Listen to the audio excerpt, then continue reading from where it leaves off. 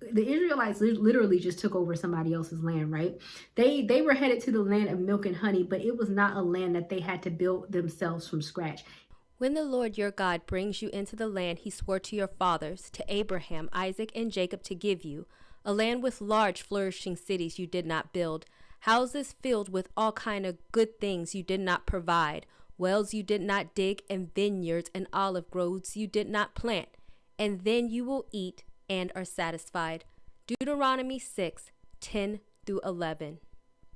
It was literally like God was like, all right, these people have built a prosperous land. Now it's time for me to give it to my people and run y'all out of it. And so I think that that just goes to show that a lot of the blessings that God has for us are already being stored and built somewhere else. And it's just waiting for you to move into it. Do we build some things from scratch? Yeah, sure we do. But there are some things that we don't have to build from scratch. There are some things, some blessings, some situations, some jobs, some homes, some finances, whatever the case may be, that God specifically wants us to have, that we get simply because we're God's children, and he's preparing it elsewhere, and he's just waiting for us to step in to the position. He's just waiting for us to step into that blessing based on following his direction, right? Because the Israelites wouldn't have gotten to the land of the milk and honey if they didn't follow God's direction. Yeah, it took them a long time to get there, but they still follow God's direction.